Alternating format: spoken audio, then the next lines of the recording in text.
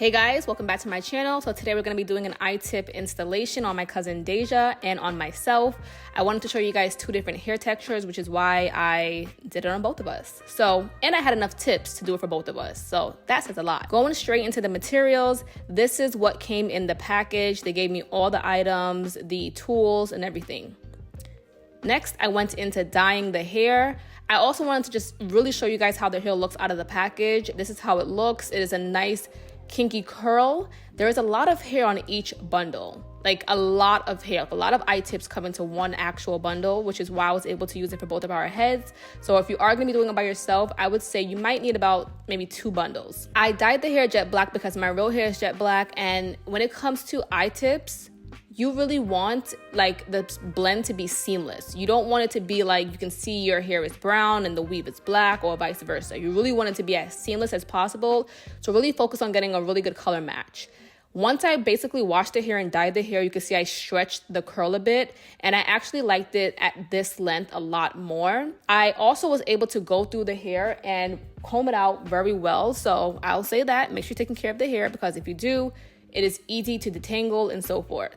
So here we have Deja's hair. She had a pixie cut about 1.5 years ago, and this is how much it has grown. It's looking great. It's looking healthy. I'm going to go straight into parting it, and I wanted to leave out enough so that we can always like take some up if we feel like there's too much hair left out, and add more eye tips. So these are the beads that you're gonna use, and then they also gave me this tool, which is the tool that you also use. I like to put about like maybe 7 beads on at a time, not too much, because then it becomes a lot. And then I'll take a piece of the hair, I slide the hair through the wires, and then I slide the bead up, and then pull the wire through, and then you'll see that the bead is there. Slide the eye tip in on top of the hair, and then you want to go ahead and clamp it.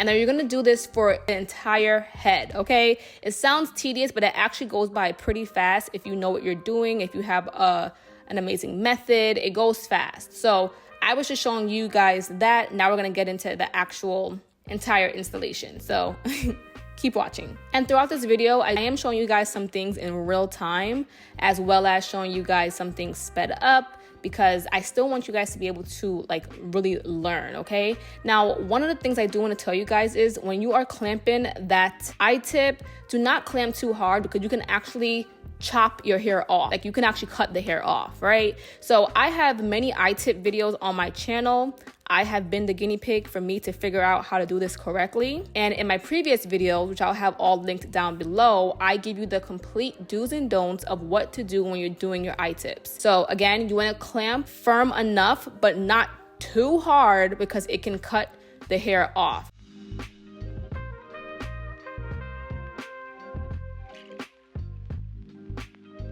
You also do not want to go too close to the root, because it can be uncomfortable. And I guess the way you can describe the uncomfortableness is it feels tight. So you won't be able to put your hair into a ponytail immediately, but you also don't want to put it too close to the root anyways, because it can cause some breakage and like some irritation to the scalp. So kind of just stay a little bit, like not too far from the root, but you know, have some space between the root and the tip of the eye tip.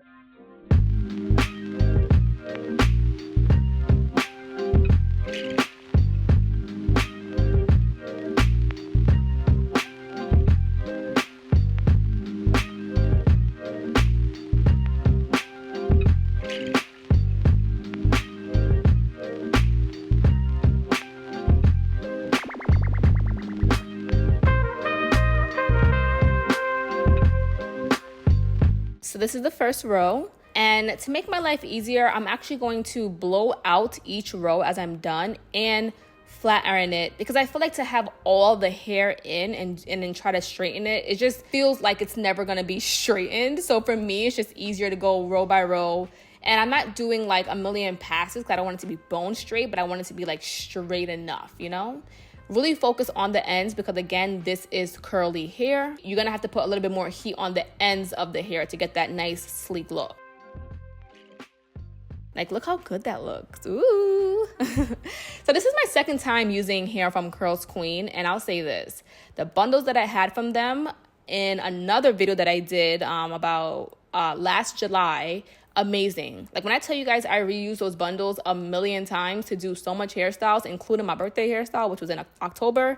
I use that hair so much. So the texture of their hair kind of honestly matches my hair texture. I actually really like their brand and the hair that they provide. I also feel like it is great quality. I feel like you can do a bunch of manipulation to it and it still will look super good. So Curlsqueen is kind of like one of my up there brands if you want any bundles, itips. I think they might do tape-ins, but this is row 2 and this is how good it looks. So you can see this is how it looks from curly and this is how straight the hair is gonna get. So you kind of do have options here.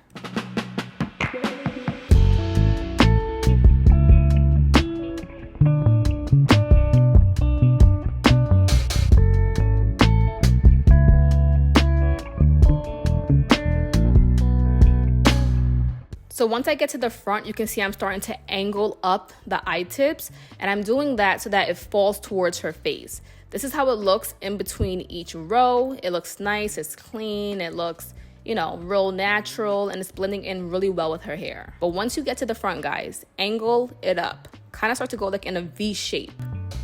Start from the forehead, and from the forehead, go down into a V shape.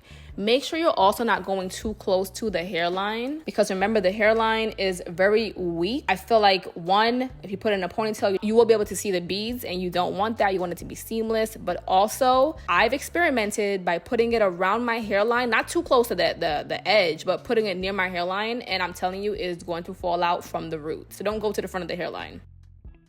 We're done now. I went ahead and I crimped it for a seamless look. We were gonna keep it straight, but then it's kind of hot. So it was just easier for us to just crimp it and play around with it. And my hair was crimped later on. I have the eye tips in now, but I didn't style mine. So I'm gonna style mine towards the end and show you guys some like footage of me like and how I did other styles with it. So here we are trying a few other styles. We pinned the front back. Now we're gonna do a whole high ponytail.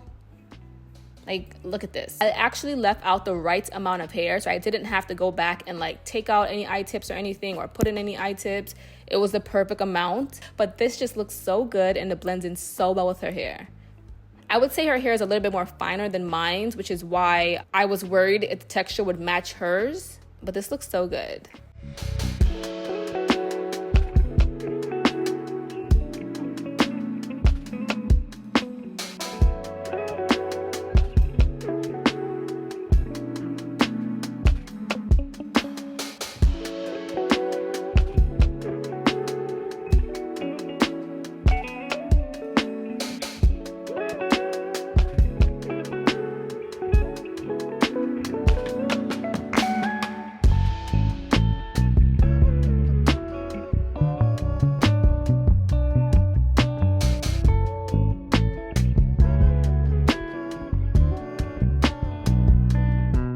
So let's go ahead and do my hair on a different hair texture. Okay, this is it right after it finished getting dyed, and this is it air dried. So you can also wear the texture like this as well. Now, I'm not gonna lie, guys, I would never tell somebody to do their own eye tips on their head. It is so freaking hard. It's doable. It is doable, but it is hard. So I thought I wanted to leave like the whole middle part out to do a half up, half down, but then it just required too much blending, and I was like, okay. So later on, the next day, I ended up just kind of filling it in with the eye tips instead of leaving that middle part out. But it's hard, guys, to do it yourself. Look at how good this blends in with my hair. So if you do have longer natural hair and this is kind of your texture, this hair is for you. But I feel like my real hair was kind of like too straight and not blending in too much just because I have heat damage. So for me, what worked was styling the hair. So I used a curling iron. It looked really great when it was straight. It looked good when I actually manipulated the hair and styled it how I wanted to. This is me showing you guys that it can straighten. And then this is me showing you guys how it looks if I were to put a curl product on it and if I wanted to kind of do like, you know, a curly hairstyle. So I'm going to use water and this curl enhancing cream from Verb, one of my favorite brands. And the curl looks pretty, but again, my pattern doesn't match. So this is for the girls who can do twist outs or wash and goes and can use the curl product. I say go ahead, this is the hair for you. So it would have looked so good if my real hair would have just like blended and cooperated. But again, for the girl who has this texture, you're going to be killing it this summer because This hair is so pretty, but my real hair was just like, it has some work to do. And then another thing that I showed you guys was, another thing you can do is individually curl your hair by wrapping it around a rat tail comb and then pressing it with a flat iron. That's what I did for that last image, and it did look pretty good, but I just felt like with it being so hot, I didn't know if it was gonna stay, and I didn't want to, like, you know, waste my time. So here I am. I washed my hair. I had to wash out all that product again. Here I am blow drying it. It was a long, stressful day, guys. And this is how the hair looks when it's fully blow dried, and it also looks good as a nice blowout look. Still blends in with my hair really well. Like, you would never think this is, you know, a weave if you ask me. It looked really good. Anyway, stay tuned for some other images that I'm going to show you, or some other videos that I'll show you on how I played around with the hair and how it looks when I washed it.